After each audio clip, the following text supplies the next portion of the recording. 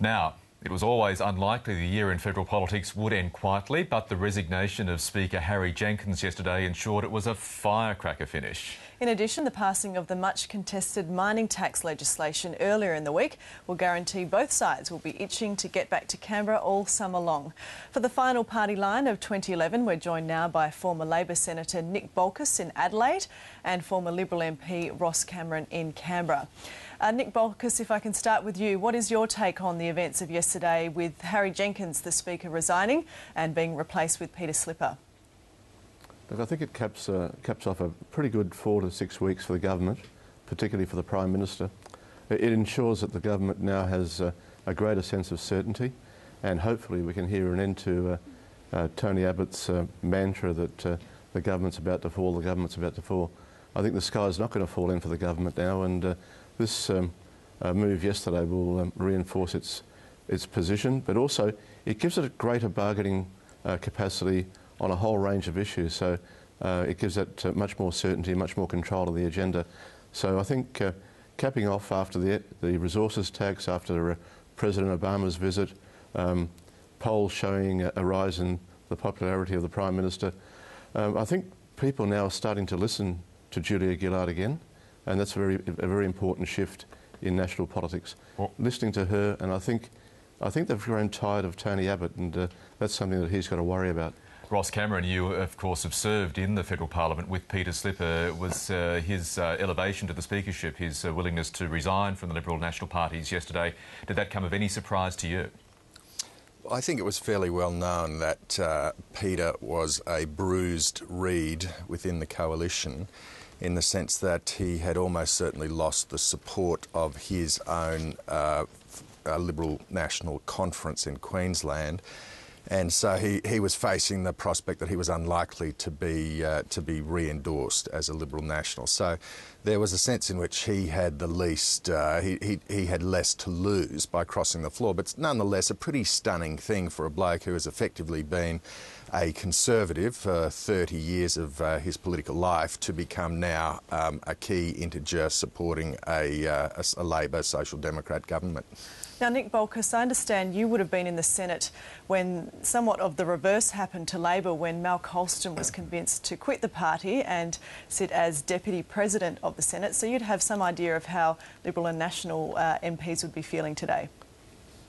I can understand their anger, I can understand their disappointment, and as with us, the manoeuvres that led to this, I read during the week that Tony Abbott was trying to have Slipper's pre-selection deferred for another year or so, which would have made sense. It would have ensured that he was still in the tent for another 12 months, but the National Liberal Party in Queensland were not acceding to the leader's request. All those factors came into play with the Colstons as well. I can understand their anger, but something inside me, especially after the experience in South Australia with the independent former Liberal Speaker here as well, something inside me tells me that Tony Abbott and Christopher Pyne yesterday overplayed their card. They forced Slipper further away from their side of politics than they could have. And when you put that on top of, for instance, the last 12 months have seen independent after independent locking themselves in on major policy issues with the government, this confrontationist approach hasn't worked over the last 12 months, and it's not going to work with Slipper as well. And on that point, Ross Cameron, how liable is Tony Abbott for allowing Peter Slipper to essentially slip through the coalition fingers like this? Well, I think Nick is very brave, making such far-sighted, prophetic utterances about the consequence of this decision. I think the answer is we don't know, and we won't know for some months. I think we saw a government living in a sort of agony of tenuous support in the House of Representatives, who then took a pretty calculated and fairly brutal decision to execute a Speaker whom the government loved and replace him with a figure whom the government is, I would say, very largely indifferent about. And the anguish on the faces of the Speaker's staff, most of whom presumably will be sacked, the personal staff told a different story. The tremor in Harry Jenkins' voice as he announced his resignation was not the voice of a man who felt a deep sense of conviction about the rightness of what he was doing, but as a senior Labor figure privately said, he took a hit for the team. Now, I just think Labor's tactical management, it would have been better if they had come out and said, look, we were short of votes in the House. We didn't want to go into a long recess with the prospect, for example, that Craig Thomson might be charged with a criminal offence, which then would have completely plunged the sort of moral legitimacy of a government which has always struggled with moral legitimacy into crisis. So they felt they couldn't afford to go to the end of the year leaving that prospect in play, and so Harry Jenkins in effect took one for the team. Now, whether that turns out to be a great strategic decision, I mean, there are already reports today, and in the Australian, for example, that senior Labor strategists are regarding this as a very, very dangerous and high-risk decision that will come back to haunt Labor.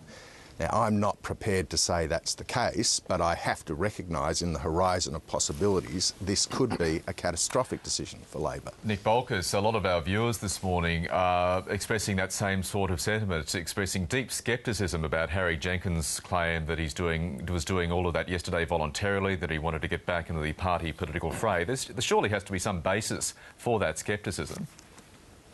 Look, I was there long enough to spend quite a few years with Harry. In fact, I was there for almost 25 years, and it would have tortured me if I'd been sitting in a position of independence above the political fray.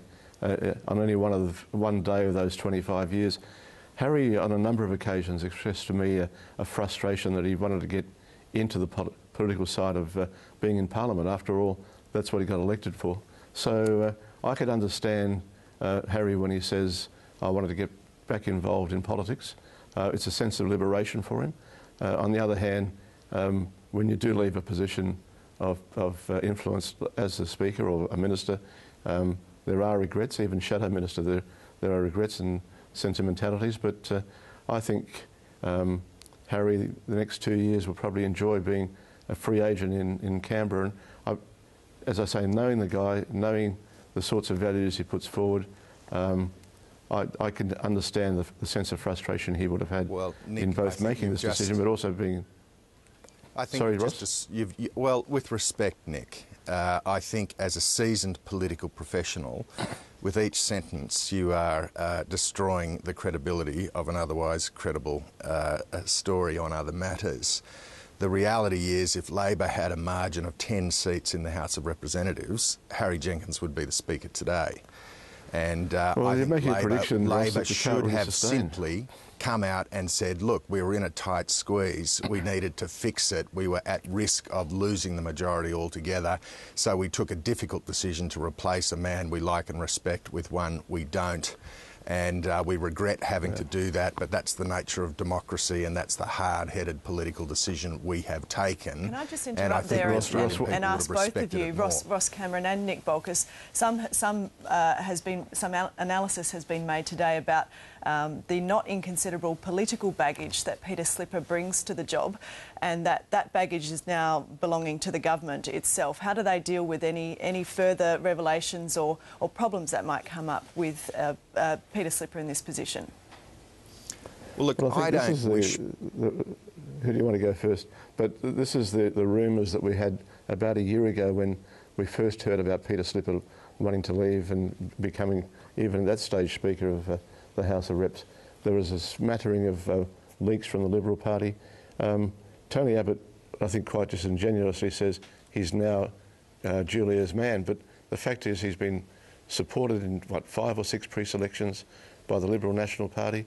He is, in essence, no one's man, but let's get away from rumours. We've had these allegations for 12 months and nothing's been sustained over that period.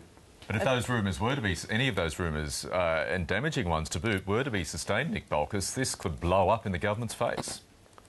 But we've had 12 months for them to be tested, and as I say, they were floated some 12 months ago. You've got to watch out here. There's a sense of verging on blackmail on Peter Slipper, and I think we need to worry about people who are running these lines, running these stories, the backgrounding that's going on from the Liberal Party. It sort of verges on the contempt of parliamentary privilege as well. So, in essence, people have, as I say, people have been peddling these sorts of stories for 12 to 15 months. Nothing has come out to sustain any one of them, and let's see if anything does come out, but I'd be pretty sure that if they've had 12 months to get some evidence out and haven't done so, then I think it's unlikely that we'll get anything to stick in the next few months. And Ross Cameron, just very briefly, your final word on this. Well, I don't think it's the Liberal Party running a vendetta or a campaign here. I think you'll find that the News Limited papers, particularly the Daily Telegraph, have a kind of punter's rage, and it's goes not. I think it probably relates more to the travel allowance issues than anything else. But look, I don't wish, I don't wish Peter Slipper to be the subject of sort of, day by day forensic, rumour, innuendo, whatever. I just think the Australian people are expressing pretty consistently deep frustration with this experiment in minority government. The truth is it's not really working. It's getting worse, not better. And the government's, Nick is saying the government's had a good finish to the year. Their two-party preferred 30%. It's, I think, the lowest two-party preferred position that Labor has been, particularly over a sustained period of time, for a very long time. And unless this government, can start delivering good policy outcomes, we're going to see Labor continue to fall two-party preferred in the polls, regardless of who the Speaker is. OK, just like the parliamentary year, gentlemen, Nick Bolkus, just like the parliamentary year, sadly our time is up this morning. I would like to thank you both, Nick Bolkus in Adelaide and Ross Cameron in Canberra, for your time this morning. Thank you. Thanks very much. Thank you.